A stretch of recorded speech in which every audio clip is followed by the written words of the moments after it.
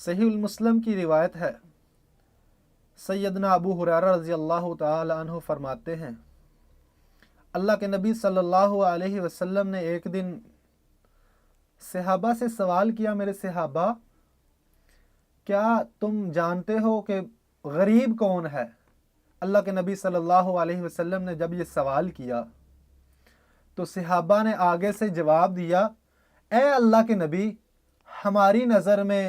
غریب جو ہے، مفلس جو ہے، وہ ہے من لا درہم لہ ولا متاع، جس کے پاس دنیا کا مال و متاع نہ ہو، درم و دینار نہ ہو،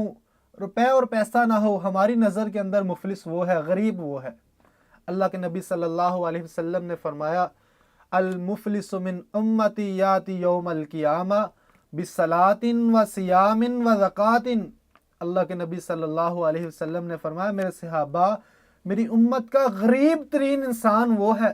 جو کل اللہ رب العزت کے حضور قیامت کو حاضر ہوگا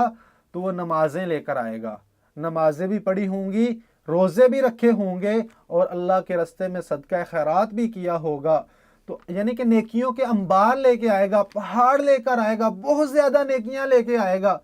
اللہ تعالیٰ اس بندے کا فیصلہ فرمانے ہی والے ہوں گے۔ تو اللہ کے نبی صلی اللہ علیہ وسلم نے فرمایا، وَيَأْتِي وَقَدْ شَتَمَ هَٰذَا وَقَذَفَ هَٰذَا وَأَكَلَ مَالَ هَٰذَا وَسَفَكَ دَمَ هَٰذَا وَضَرَبَ هَٰذَا۔ نبی مکرم صلی اللہ علیہ وسلم نے فرمایا، میرے صحابہ، اللہ تعالیٰ اس کا فیصلہ فرما ہی رہے ہوں گے تو ایک آنے والا آئے گا، آ کر کہے گا، اللہ اس نے دنیا کے اندر رہتے ہوئے مجھے گالی دی تھی،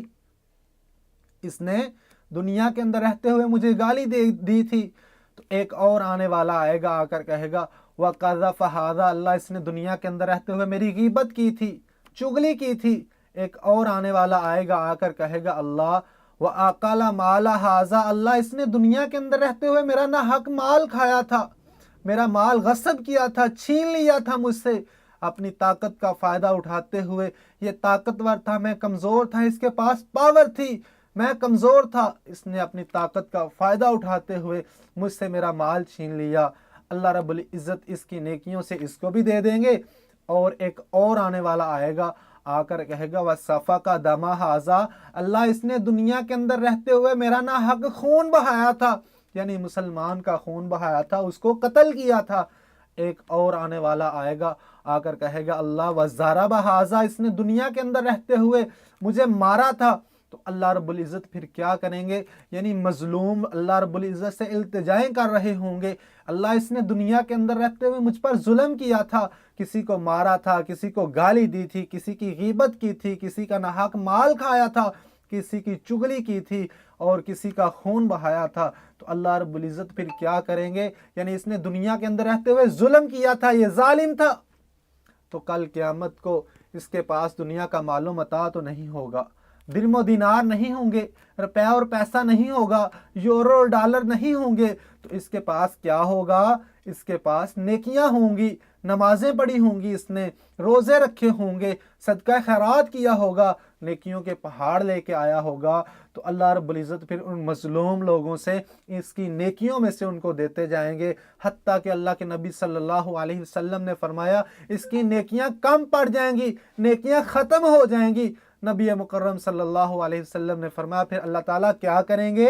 ابھی مظلوم تو باقی ہیں جن پر اس نے ظلم کیا تھا دنیا کے اندر، تو اللہ تعالیٰ پھر ان لوگوں کے گناہ لیتے جائیں گے، برائیاں لیتے جائیں گے، اس ظالم کے اوپر ڈالتے جائیں گے، حتیٰ کہ اللہ کے نبی صلی اللہ علیہ وسلم نے فرمایا، اس کو جہنم کا ایندھن بنا دیا جائے گا، جہنم کی آگ کے اندر ڈال دیا جائے گا۔ اللہ تعالیٰ سے ہمیں یہ ہر وقت دعا کرنی چاہیے، ہم نماز پڑھیں، ہم روزہ رکھیں، ہم اللہ کے راستے میں خرچ کریں، اس کے ساتھ ساتھ ہمیں اللہ تعالیٰ سے یہ دعا بھی کرنی چاہیے، اور حد الامکان جہاں تک ممکن ہو ہماری کوشش یہ ہونی چاہیے کہ ہماری زبان سے، ہمارے ہاتھ سے، ہمارے کسی دوسرے مسلمان کو کوئی تکلیف نہ پہنچے، ہم کسی کا مال نہ حق نہ کھائیں، ہم کسی کی زمین پر قبضہ نہ کریں، کسی کا خون نہ بہائیں، کسی کی غیبت نہ کریں، جہاں تک ممکن ہو ہمیں یہ کوشش کرنی چاہیے۔ اللہ تعالیٰ سے دعا ہے اللہ تعالیٰ جو ہم نے سنا اس کو سمجھنے کی، اس پر عمل کرنے کی توفیق عطا فرمائے۔ وآخر دعوانا الحمدللہ رب العالمین۔